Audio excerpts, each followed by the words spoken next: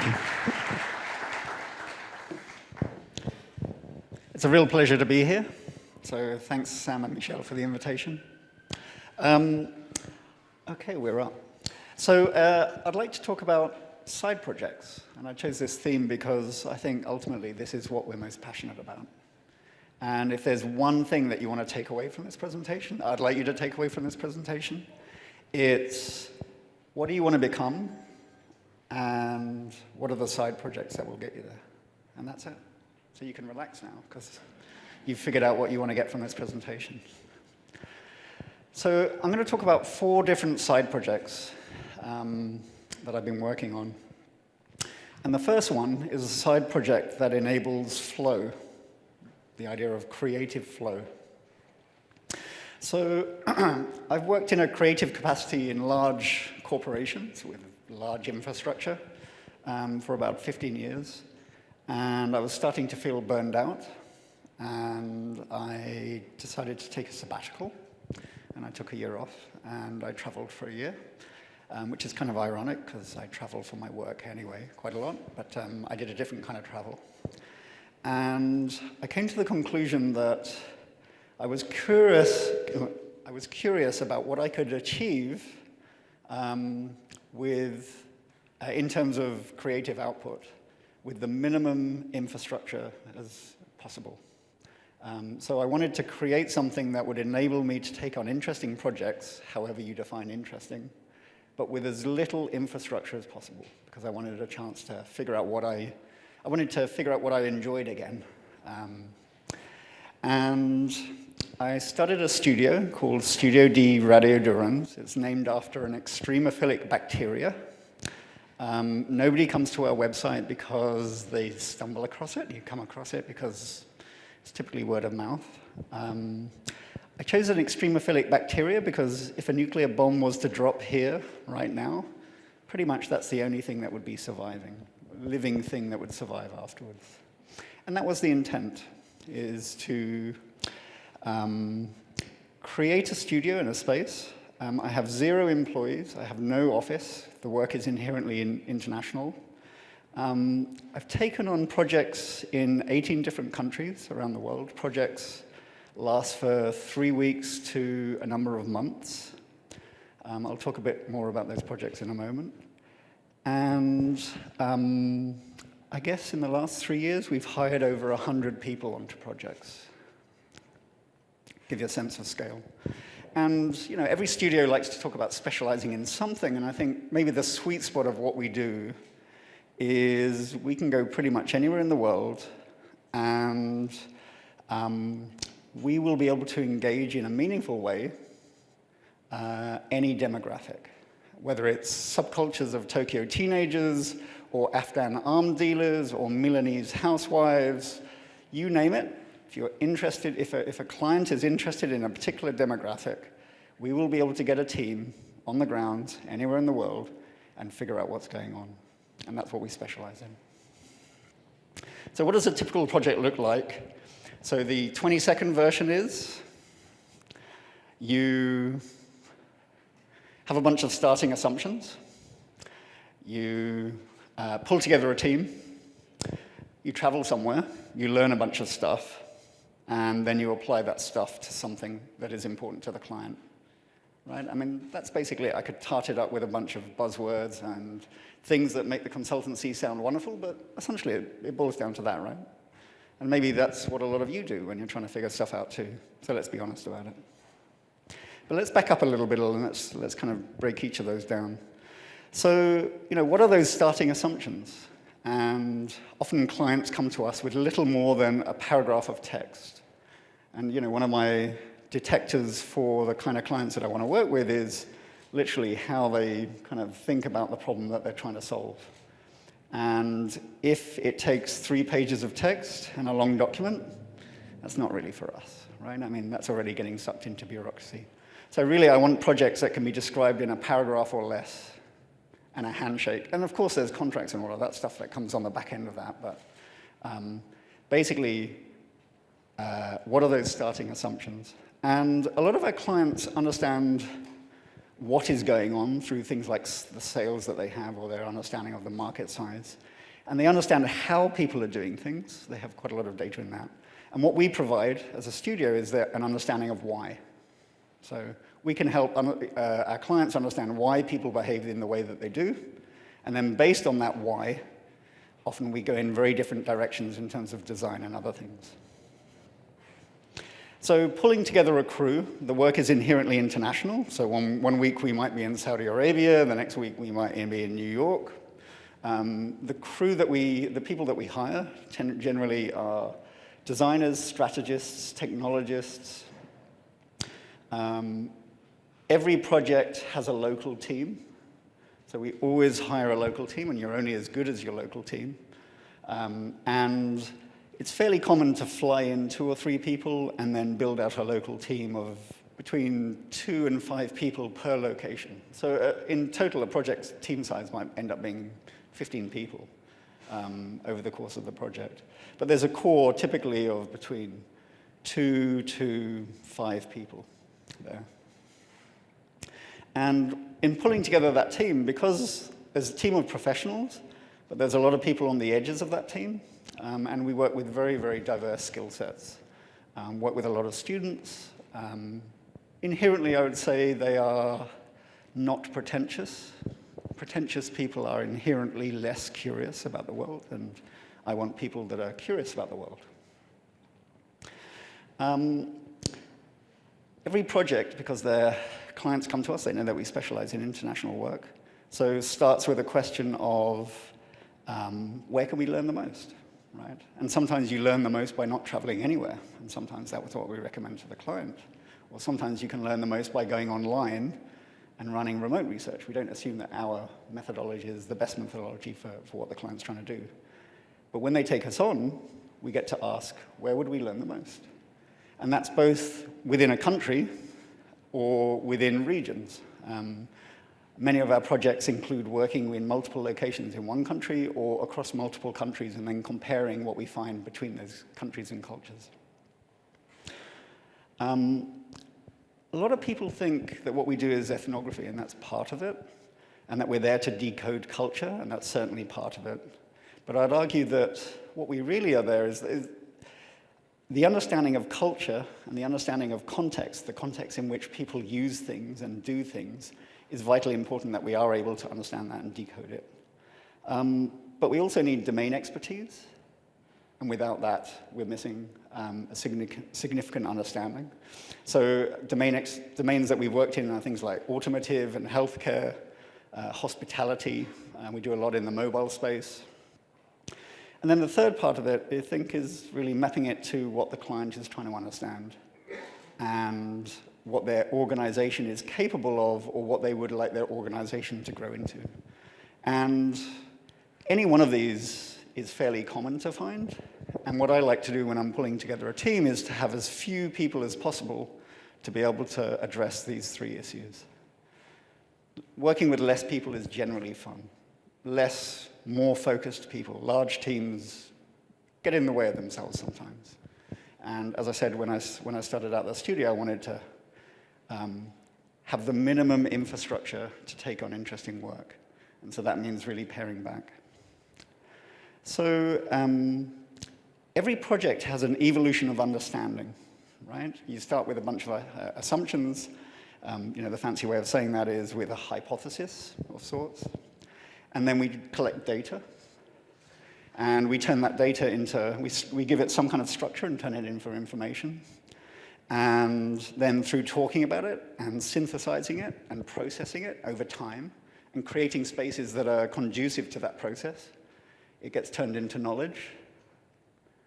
And once we start applying it to what the client has asked us to do, it becomes insight of sorts, right? And you can go to any consultancy, innovation consultancy in the world, and they'll sell you this, and they'll tart it up as something else. But largely, this process is consistent across pretty much any consultancy that's trying to figure stuff out. I mean, it's just basically, it's the evolution of understanding. And in our studio, we apply it to design, brand, strategy, community engagement, policy. Some clients like to have for it to be part of their communication strategy, sometimes all of the above in a single project. And long after the project is done, if we've done a good job, it becomes wisdom. It becomes the thing that people say, oh yeah, that's that thing, right? And it may sound counterintuitive, but when the client has totally bought into what we have rigorously researched and then presented to them, it becomes the new common sense. And it becomes that thing that people just assume and they don't question. And they build it into their workflow, and they build it into their view of the world. And that allows us to then move on to the next thing, right? Because that means in many respects, our job is done. I should say that it implies total buy-in, but common sense changes over time, and so later on you'll have other projects that will undermine that common sense and introduce a new common sense as well. So, because we work internationally, we have an opportunity to create our own working spaces. And so we get to ask the question on every single project, if you could create any space that is conducive to this thing that you're trying to figure out, what do you want to create? And we have a methodology, and we call it pop-up studios. And it can be a hotel, it can be a guest house. More often than not, it's a home. Some of the places we work out of are very, very quirky in interesting ways. And if you work within a large organization, often you do things like offsites, right? And if you think about why you do an offsite, well, everything that we do is an offsite. And actually, when we're in field, we sometimes have offsites to the offsite in what we're doing as well. So a very simple principle is that we want to be based in the communities that we're interested in researching. So whether it's in downtown Cairo, or if we're doing a project on pest control in China, we might set up in a small apartment in Chongqing. For a project on high net worth banking practices in Singapore, the team might be working out of a penthouse. If we're working, and we do quite a lot of work with some of the world's poor, I'd want the team to be based out of a slum. And the art form of this is to try and find those places, those spaces that are conducive for bringing the team together. And there's some basic things that you need to get out of the way, like being safe and having a flushing toilet. You'd be surprised you don't always get a flushing toilet. And having water, and having a degree of privacy. But there's a lot of things that you would imagine a team wouldn't compromise on, but if you give them the opportunity to create that space themselves, they really do compromise on it because they understand the value of being in just the right place, just the right block in the community. Every project that we do has different kinds of pop-up studios, and some of them are studios where it's about gathering data, and those tend to be very intensive and very pressure cooker environments, and that can be a very healthy thing for a period of time. And later on in the project, so for example in Myanmar, for a project we did, we like to put the team into a more reflective space. And so this is an example of a pop-up studio in Shan State, up in the highlands of Myanmar, that the team worked out of for 3 weeks. And so often, the way that innovation processes or consulting processes are designed is that there's a lot of structure in there. And absolutely, I think you need to know what structure needs to be in place to get from A to B, this kind of destination that you want to get to. And there's a lot of science that goes into that, right, in terms of how humans interact with one another, how teams work, the kind of spaces that are conducive for certain activities, how we process information and over what speed and so on, right? What are the things that allow us to absorb and understand what is going on? And that's the science of what we do. But I'd say the art of what we do is knowing when to step away from that. And I'd say the real art, when we really pull it off, is that we're able to almost completely step away from our process. because the team has got, in a very short space of time, the team, often with new members, have got to the point where they know what the destination is, and they know what their role is in getting there, and it doesn't need to be articulated. And because we've created this live workspace where we're surrounded by each other, and you pick up the norms of each other very quickly, and because it's the international and local team often living under one roof, often, if you do it right, the art form is to create a space where these things happen naturally. And when they do happen naturally, then it doesn't feel like work, it feels like play. And when it feels like play, people have fun, and often they achieve creative flow. And that's what we're trying to achieve with a lot of this.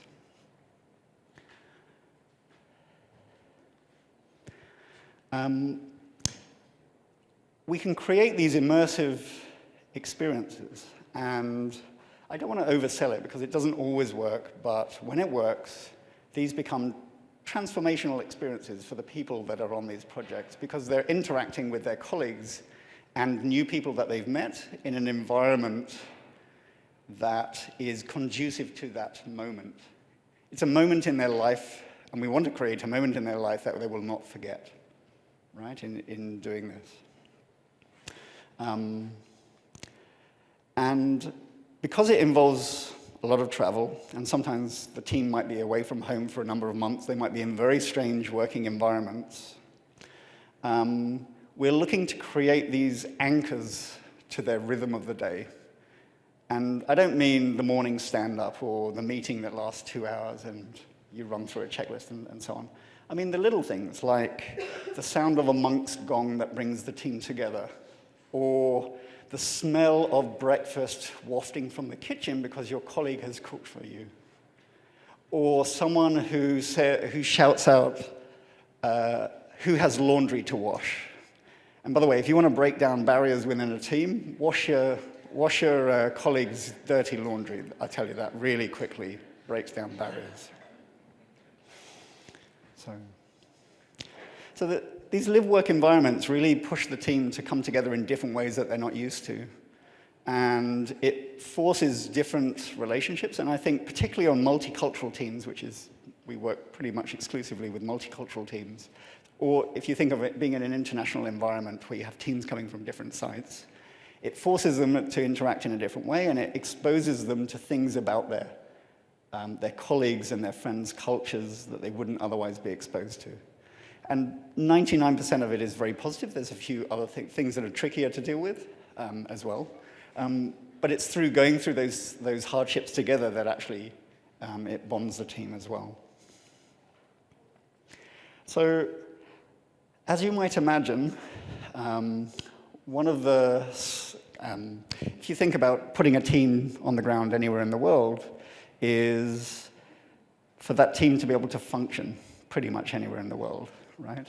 And a big part of what I expect out of my team is to be able to read any street, right? To be able to look at what's happening and understanding the dynamics and the power play and the authority and the written and the unwritten rules and understand what's going on, right? So, for example, running street research in Afghanistan. And then there's another part to this, which is letting the street read you. And really, a lot of the way that the street or what people around you in social situations react to is their sizing up of you. Are you a threat? What is my opportunity from speaking with you? Financial. You know, are you a business opportunity? And so on and so forth. And this plays out a million ways every time we step out onto the street, right? It'll happen here in this conference as well. And a very simple thing is the nod. And every culture has an equivalent of the nod. The nod is actually slightly different in different cultures. And the nod is simply entering into a social situation as a stranger and merely doing the minimum amount of acknowledgement to recognize that you're in somebody's social space. And so the nod is literally this. Yeah, that's it, right? And you typically, you get a nod in return, right? It's the unspoken thing. The Japanese equivalent is a very mini bow with the head. Every culture has its equivalent of the nod. So I just want you to just get you into the mood of this. Can you all give me a nod? Like, That's it, come on 3. 1, 2, 3. Okay, all right, subtle, it's right? Go, let's do it one more time. 1, 2, 3. Yeah. Okay. You feeling it? It's actually quite hard to pull off, and it's so culturally nuanced, right? It's, if you get it wrong, it's a bit like shouting, "I'm an idiot," right, socially. But when you get it right, it means that you have restored harmony in a situation that could otherwise be threatening, right, at the worst case. So you did a really good job. If you ever attend one of my workshops, I'll show you the advanced techniques of social interaction that can get you through anything, right? And some of those things are really involuntary in the way that people react to them. Okay, so as much as you might think that the challenge of a lot of this kind of work is finding the right skills or logistical, I would say the biggest challenge of this work is the ethical considerations. When you're interested in everything, potentially, where do you stop, right? And we have a principle, which is we put our participants first, and then the team comes second, and then when it comes to data collection, and then the client comes third, and through that, we best serve the client by protecting our participants, because we know that we can get to a much more nuanced notion of the truth if we serve our participants, and we put them at the center of this. And there are many ways that it plays out, and there's many ways in which it gets communicated to the people that we're interacting with and interviewing and going in their homes and so on, that they pick up on whether we are corporate arseholes or whether we are worth trusting. And so everything that we do is about building that trust and maintaining it, and we have to earn it, and that's inherent in the process that we have. And the challenge of this is to do it worldwide, right? So how do you do this pretty much anywhere in the world? And that's what I set up Studio D to do. Okay, one sec. Thank you for the commercial break. Okay, so the second side project is a side project about reminding us why we travel. So you get the idea that I travel a fair bit. And actually, I've probably traveled about half of every year for the last 15, 16 years. So I travel a lot, right? And that comes with the costs of maintaining your fitness and maintaining relationships. And sometimes I would wake up, certainly in the corporate days before I was burnt out, was waking up and like, what city am I in? What continent am I in? I mean, you know, like ridiculous levels of idiocy in travel. And that's why I wanted to change the way that I traveled and the way that I worked. So, and I'm particularly interested in borderlands travel. So borderlands travel for me is going to places that are geopolitically a bit tetchy. People don't trust each other, like between borders. There's smuggling is always an interesting one. Where there's always a bigger picture, and no matter how smart you think you are, there's always stuff that you do not understand, right? And I really love working in those environments because I feel very out of my depth, and it forces me to really be on the top of my game to figure out what is going on. And especially when you have a team and you're responsible for a team as well. And so I do a lot of borderlands travel, as much as possible, really. But for me, a holiday is finding the weirdest border to cross at high altitude at the worst time of the year, and traveling there and enjoying the process of being hustled and people trying to get bribes and, you know, they threaten to throw you in jail and all that. I love that stuff, right? So about 8 years ago now, I took a trip, and it was a trip to Uzbekistan, Tajikistan, and Turkmenistan, and a few other stands. And I had a really wonderful Arc'teryx M30 backpack. And I love Arc'teryx. I mean, you guys make such amazing equipment, and I had this pack. I'd used it for a few years, but my God, on this trip, that pack was such a pain in the butt. And the reason is, it was so desirable. Every single border crossing, every single checkpoint I went through, it got searched. And I don't mean just, you know, like cursory glance. I mean, unpack the entire thing, hands go down all the little things. Any stiff point, they would be looking for stuff. On on that trip, and this hasn't happened on any other trip, on that trip, 2 different people tried to steal it, the bag as well. And it's not that great, it's not like it's not made of gold or anything, but it attracted so much undue attention. And so 8 years ago, I had this kind of seed planted in my mind as to what would be optimal luggage for the kind of travel I do, right? The kind of stuff that one day we might be in Tokyo, and the next day, with clients, and the next day we might be on the Irrawaddy Delta in Myanmar. A couple of months later, it could be even on the same trip. We're in Kabul, and we're going through checkpoints and so on. And I started to think about, well, what would be the ideal luggage for that? And I commissioned a piece of custom luggage from an East Coast maker of ultralight gear. Some of you may know them. And I used it for a year. And there's things that worked very well about it. It's very basic. I'm not a luggage designer. Wasn't then. I'm curious as to whether I am now. You're in a much better position to tell me whether I am or not than I am, I think. And I used it for a year. And then at the end of the year, I went back and said, I'd like another prototype. And these are the changes I'd like to make. And that second prototype I used for a year. This is it. If you're wondering what Dyneema looks like after 8 years of intensive use, this is the second prototype. It's my abuse unit. Literally, if you give me a cliff, I'll put something soft in it and kick it off it and continue to do it, right? So maybe don't let it go too far. It's got my wallet and stuff, but I know who you are. So, but this is it, right? It's pretty basic. It's like that's probably about 38 liters, and I use this for trips lasting 3 months, 2 weeks, whatever it is that the work required. And you know what it's like when you do these side projects, and then people look at it and say, "Oh, can I have one?" And so after the second year, I made 10, or my supplier made 10. I was kind enough to do that, and I had a beta team of 10 people, a paying beta team, so they bought them, basically at cost, give or take. And they used it for a year, and we had a Google Doc, and everyone put their thoughts in for 1 year. Everyone asked for tons of features, and I said no to everything, pretty much, which is what good design is about, I guess. For me, it is, anyway.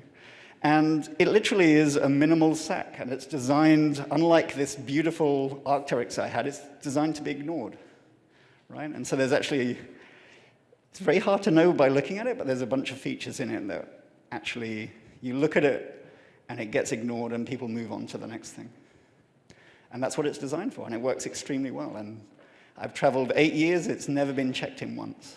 And I sometimes carry like 20 kilos, like about 45 pounds in there. And even at check-in, because it fits under an economy seat or in a business class footwell. So even if they say you can't put this in the overhead bins, you just, no, it's all right, it'll go under my seat. It's got my camera equipment in or whatever, right? So I had this, and there were 10 beta testers, and there's a question of, well, where do we go with this? And so after a year, I decided that instead of, and we'd started making other accessories as well for use inside the studio and the kind of travel that we do. So after a year, I decided that, okay, let's create a brand. And so in figuring out what I wanted it to be, I mean, you guys are totally the experts on fabrics and yield and MOQs and weft and waterproofing properties and all this kind of stuff. Like that's kind of strange vocabulary to me. I'm interested in things like the psychology of travel, right? So when you pack, how do you decide how much to take? Why do people always overpack? What does it mean to overpack? So for me, a wheeled luggage is a loan shark. It lends you some space, and then you spend the rest of the journey paying for it. And it's not because you can't wheel it along, but it's because it restricts you to taking journeys that support wheels. And life is much more about surfaces that support wheels, right? And journeys are much more about surfaces that support wheels. Did you find my wallet okay? The keys, though, I can keep the keys, right? You can, yes. The Porsche's outside. Excellent. So, yeah, no, it's the pink one with the yellow dots. So, you know, I hope it's an unpretentious piece of luggage, right? It's got 3 pockets inside. It does the thing. We used to have an internal compression system. This one does. We didn't want to have lots of straps on the outside, things that say, look at me, right? So there's a lot of stuff on the inside. It's pretty subtle. So yeah, the psychology of packing, and we wanted to create things that force you to think about the journey that you're about to take, because I believe that will then mean that you'll take a different kind of journey. And the people that when I take people in the field, you know, I ban any luggage with wheels on our team. If you can't carry your own weight, then you should think differently about what kind of travel you want to do, right? And you can always ask your colleagues to carry stuff, but between us, you shouldn't have any wheels. So we decided to start selling to the public, and we wanted to create something that was adaptable to the journey. And I wanted to create something that was also true to what the studio was, which is the minimum amount of infrastructure to get interesting stuff done. And came up with SDR Traveler. And even the name itself is pretty anonymous, right? And that's deliberate, right? You either know about it or you don't, and I guess you guys know about it now. So, and we started selling some of the things that we'd used internally in different forms. So you get the sense that I work in a lot of places where there's not necessarily many ATMs, and you don't necessarily, you know, you can't necessarily send them an invoice, or pay them with a credit card, or if you did pay them with a credit card, there's a high risk of fraud and so on. So we often carry our own cash, and you have to pay a team. You know, you might be working for a few months, and we often pay them in cash. And, you know, so we do a lot of exploration around cash and how people carry cash and how to keep it discreet. And so we actually have a product called the 10K pouch, which is designed for carrying $10,000 in used or strapped notes. Of course, there's a series, and there's the 100K, there's the 400K, and then we have the 1M Hawley, and the 1M Hawley is designed for the discreet, comfortable carry of volume cash, $1 million in used or strapped notes. And of course, we're passionate about what we do, so, you know, this product, it meets the 6 main needs of volume cash carry. So avoiding the risk of discovery, the risk of damage, container robustness, carryability, particularly with a gloved hand, chain of custody, so we actually sell an accounting kit with it that supports chain of custody of things, and glide. Anyone know what glide is? Glide is when you have a full Hawley that is 10 kilo, or is about 22 pounds. And if you have a marble floor, glide is the extent to which will glide along the floor before coming to a halt. We all have our own metrics, and these are the metrics that are important to us. So we actually work in a lot of places where we want to be discreet, right? So we don't want people to track us, and we want to kind of stay under the radar. We like to blend in and not be noticed. And so we actually have a product that we use a ITAR-registered contractor for making a Faraday liner that sits inside the Hawley. And it's called the 1M Hawley Heist. And it allows you to put an electronic device, or if there's a tracking device in your cash that you're carrying, it will block the signals of the thing that you're carrying. So if you need to collect a lot of cash and move from A to B, it helps you avoid detection. So this is one of the products that we have. And that was shot in Somalia. You know, the studio is the main business, right, of what we do, and that's what we do day to day. And so we end up having these products, and when we want to shoot the products, it's not like we're at home and we're in the studio. We're typically in field. It's like, oh, okay, we've got to wait for this person to turn up. Why don't we do a photo shoot? And so we'll end up, you know, on a road between 2 cities in Somalia, like do a quick shoot with, this is Pascal, one of my colleagues from Switzerland. So every product and every brand that you put out there attracts an audience. And our first audience and our first customers are ourselves, unashamedly. And there's a real question mark as to, is there a market for this?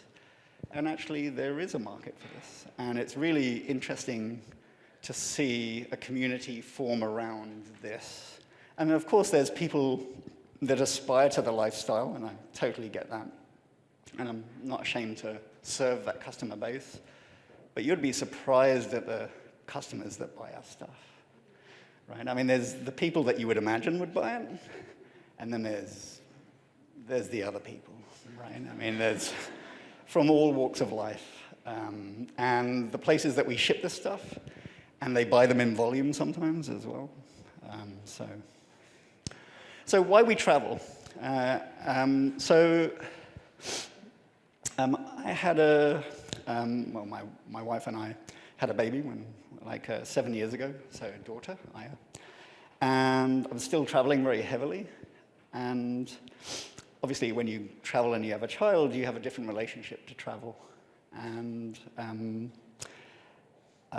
we're not necessarily conventional when it comes to gifts. And what I would do, partly because I didn't have much space and partly because that's how I kind of see the world, is I would bring a pebble back from my journey for my daughter. And that would be my gift from the journeys I would take.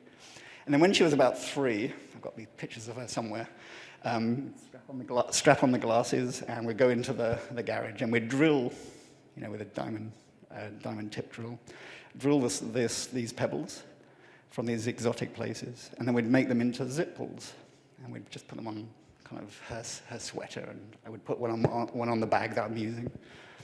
And then when it came to start up SDR Traveler, for our primary product, which is the D3 duffel, which is the updated version of the one that's going around, every one of those has stones from the Pamirs. It's actually not far from here, on the border between Afghanistan and Tajikistan. So, I guess at that point we weren't really thinking about scale, right?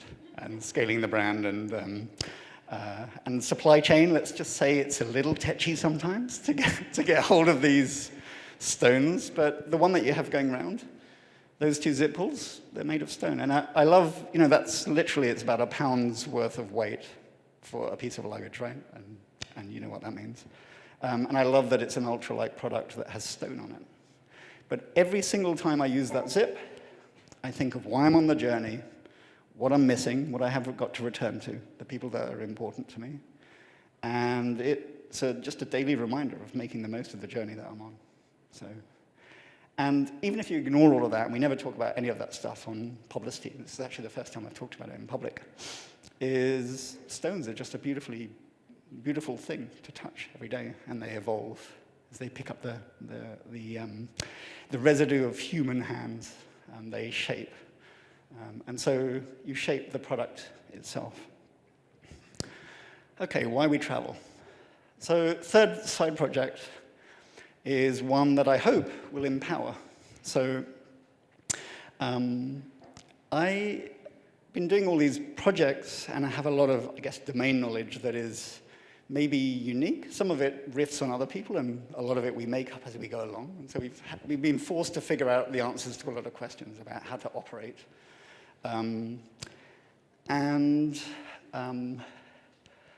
So many of the client projects that we do, clients are at this small point here where it comes together, and they're trying to figure out what the future looks like, right? And they're trying to understand what the world out there is. And these could be weeks, these could be quarters. If you're in telecom infrastructure or aeroplanes, each one of those could be 3 years, right? It really depends on the client.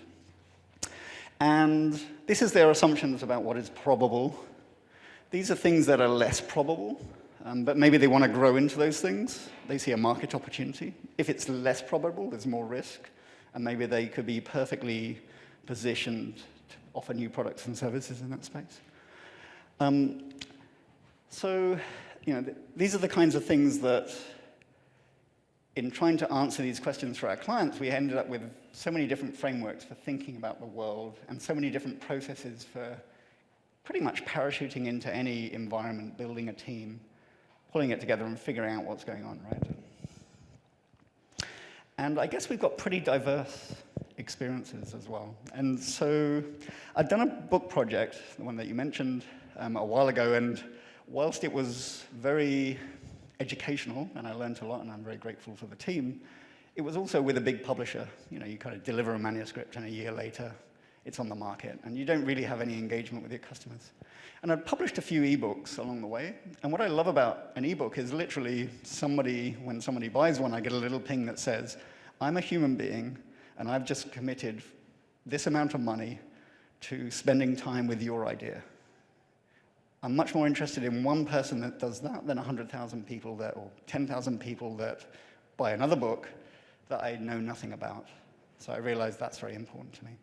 So I decided to write a book.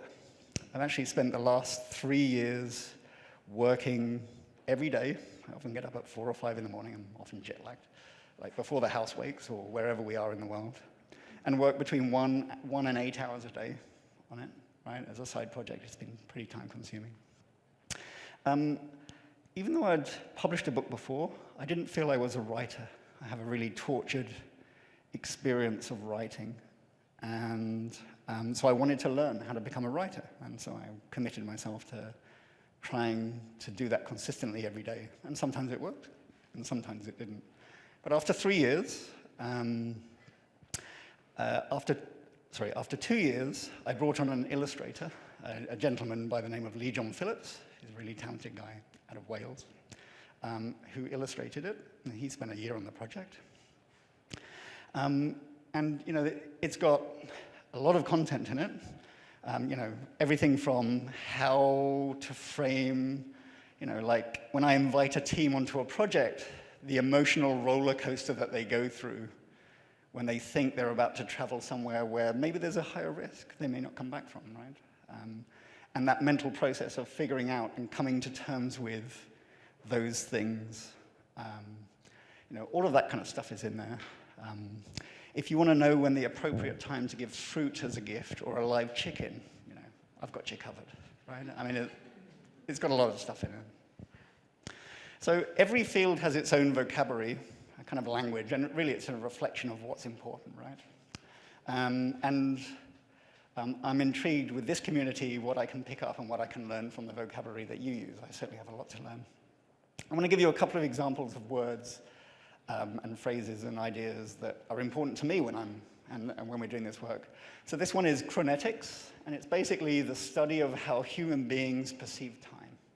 And for me, this is important because I'm typically working at American corporate pace, and then I travel to places where they laugh in the face of American corporate pace and take things at their own pace.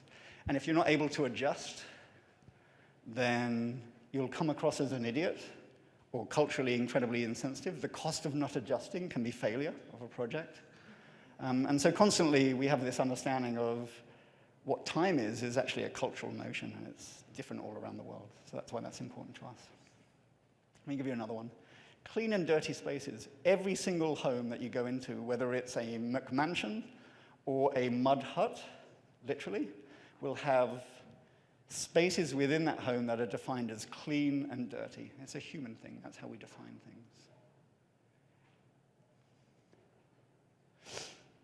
Deviant use cases. We design things for one thing, and they're used for this other thing, sometimes with nefarious intent. They can be a lot of fun, figuring out what the deviant use cases of things are. And if you ever wondered why a Chase card has been so popular. Diglossia. It's the language that we use and the changes to the language that we use when we interact with different people in slightly different contexts. And so we're constantly changing the language that we use depending on context. We do it many, many times over the course of the day. You know, there's the professional you, there's the jokey you, there's the father, there's the son, there's the priest, there's the whatever it is, right? And we are all of those things on any day, and it's really interesting trying to decode what people are and why, right? Which one are they presenting to you? And sometimes we have to break those things down, and sometimes we recognize what they are as well. Discomfort cues. Again, if you ever attend a workshop of mine, I would hope to make you very uncomfortable, and there's good reason for that. And discomfort cues are those fidgety little things that people do when it's time to move on, right? It's time for you to get out of the social interaction.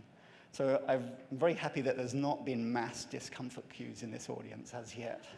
But there's plenty of time to go. By the way, my clock isn't working. Could you tell me how much time I have left? 10 minutes. OK. I wrote a book. And actually, this is the very first copy here.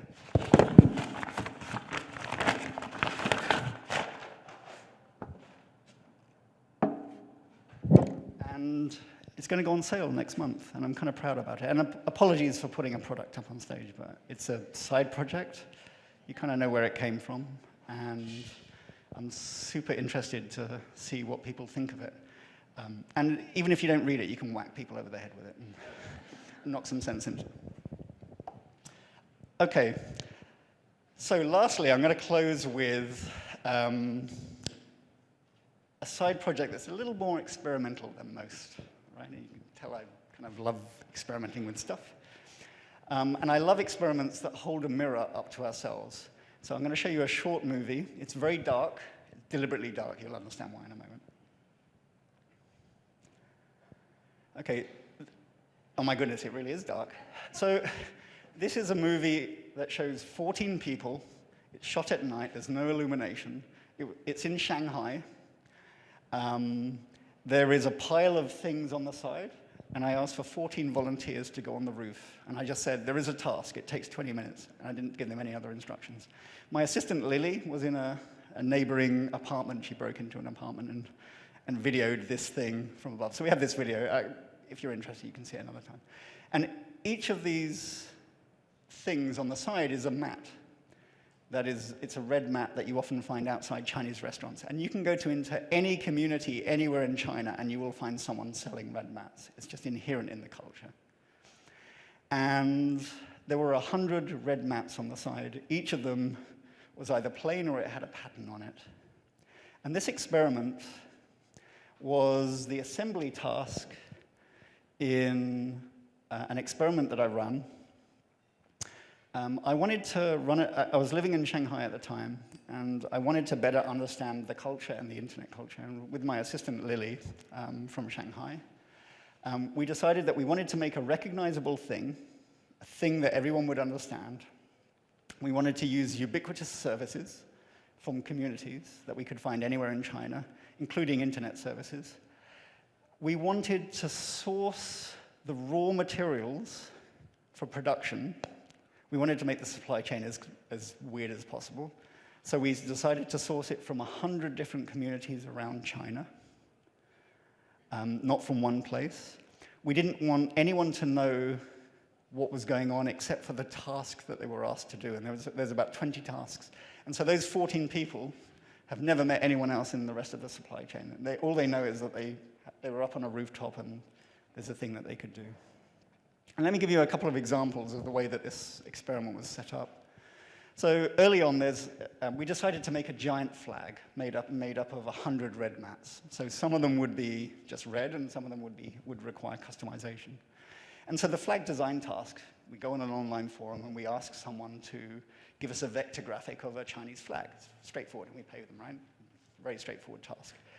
But then what we would do for the flag quality verification task is we would go onto another online forum, find 5 complete strangers, and say, we will pay you to try and find an error in that flag design. And if anyone was able to find an error, we would go back and redo the first task. And if enough people said that they couldn't find an error, then we would be happy and go on. And so we did loads of tasks, and then we did loads of error checking with people that didn't know each other for this. And examples of tasks are, finding like where. When you say we want to source this from across China, what does that even mean? We had to explore notions of what China is. And we didn't decide it. We let the crowd and we let people we'd never met before define it for us, people who were local. We had to source customization, a lot of it, and we had to give them very precise instructions. And so we needed to set all of that up as well. So the experiment that interests me most, apart from the fact you can get a whole bunch of strangers to make something that is recognizable and maybe desirable, or maybe not, is the trust experiment. We wanted to pay people, but we didn't want anyone to know where the money came from, because we tried to make the whole thing anonymous. So it's the equivalent of saying, I don't know who you are. Could you give that to Sam later? All right, okay. And she doesn't know what my intention is. I don't know whether she's going to keep it. I don't know who you are. You might be straight off the street and you're going to go off and spend your $20, right? So we went on online forums and we offered people, and we tried to figure out how to incentivize the money going to where we wanted it to go to. And so we offered these complete strangers the equivalent of $7. And we said, we'd like you to pass this $7 on to other strangers that you've never met before. Right? It's a pretty weird question. And if you do it, we will pay you 35 cents. This is all in Chinese RMB. Okay. So what percentage of the money do you think arrived? Like, there's no way to trace them. It was all on anonymized online forums. 60% of the money arrived, right? And so if you think about designing that thing at the end, how can you design a system that has error checking and verification and redundancy built into it? And what does it require to build in this redundancy on a mass scale?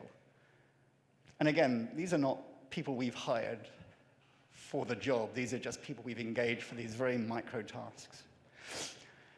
And what interests me is the rationale that people had, because they went back to the original forums where we posted, and these forums should still be up, where we posted for the volunteers. What interests me is the rationale that they had for their behavior. And some people thought it was doing the right thing. No, they didn't know it was from a foreigner. It's all written in Chinese. So there wasn't necessarily national, we took national pride out of it. But people rationalized that, I think this is for a TV show. Right? We're being watched, so I'm going to do the right thing. But the one I like the most is the person that said, I want to keep the money, but if I do this task, maybe next time they'll give me more money, and I'll be able to take more money. And what I love about that is you can have people that are, you can engage people that are proactively against your best interests, and you can have them work in your interest, right? And if you think about this on a mass scale with thousands of people, what can you achieve? And this experiment, it could be really stupid. I accept that. It could be illegal. I'm not sure. It involves a flag and people walk on it. I think also maybe there's touches of this that are some indicator of future supply chain management.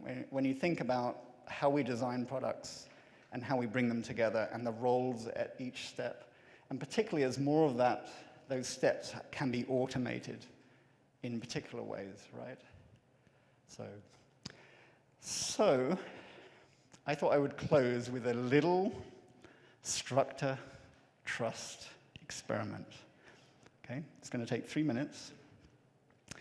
And just to put it in context, I'm interested in whether this is a trustworthy community, right? It is interesting. But really, I want you to behave selfishly. And the purpose of this experiment is for you to think about why you make the decision you make. All right? And that's an internal thing. It's for you to reflect upon. And so the experiment is this. And so what are the norms that guide that behavior? Like, why are you making those decisions? So the experiment is this. So earlier today, I gave you 10 envelopes, okay? In those 10 envelopes, they've been taped under randomly assigned seats. So you may or may not have one underneath you or in the one next to you. Okay, there's only 10. And in those 10 envelopes, it's not split evenly, but there's $1,000. Okay? And there's 10, okay, if you've got an envelope, you can hold it up. Okay, there's a few hands gone up, right? Okay. So I'm not saying every envelope has money in it, but between you, there is $1,000. Okay? Now, here's the thing, is there's 2 rules to this experiment. The first rule is if you find an envelope, you need to give it to someone that you've never met before within 30 minutes. Rule number 1. You need to give it to someone you've never met before within 30 minutes. And you might tell them why you gave it to them. I think that would be interesting.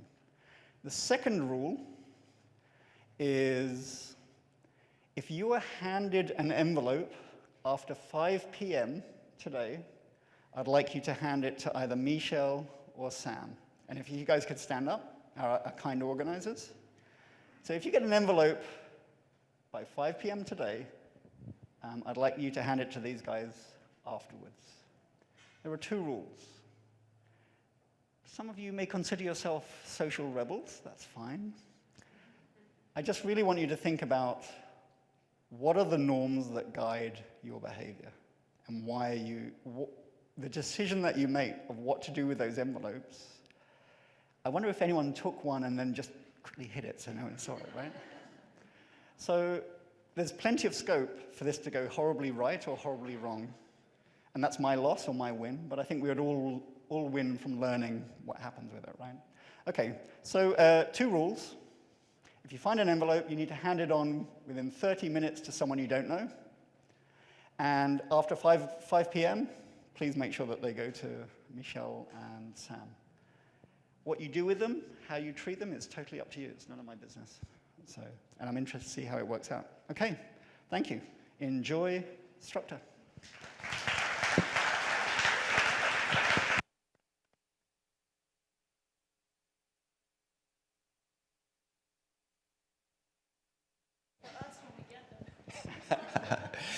Does anyone have any questions for Jan? Yeah. Do I lie? Do I lie when I travel? I am very selective with the truth. And there's a real art form to giving a plausible identity, but without giving the purpose of why you're traveling. The easiest thing to say is I'm doing market research.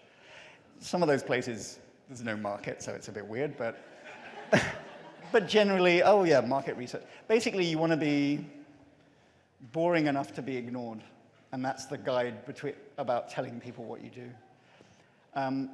Often when we engage participants, we're very careful about not leading them, so we don't lead them to a response. We're trying to get to a notion of the truth, so it helps that they think we're anonymous. Sometimes in that process, we want to be respectful, but sometimes in that process, we end up hiring them onto the team, and if we do that, then we reveal much more about what we do.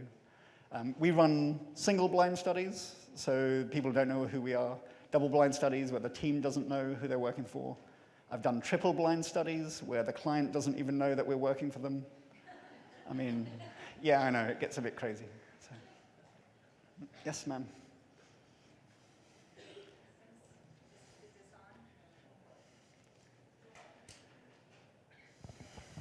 It's on now. So since the last time we met, our country is seemingly a different place, and in our own country, it may be very foreign to us now. Are you researching inside the US and at the borders? I am, and I actually have a project that I'm supposed to finish by next Tuesday, which has been going on for a few weeks, that is specifically around US things. Not necessarily specifically around borders, so thanks. Thank you. Enjoy the event.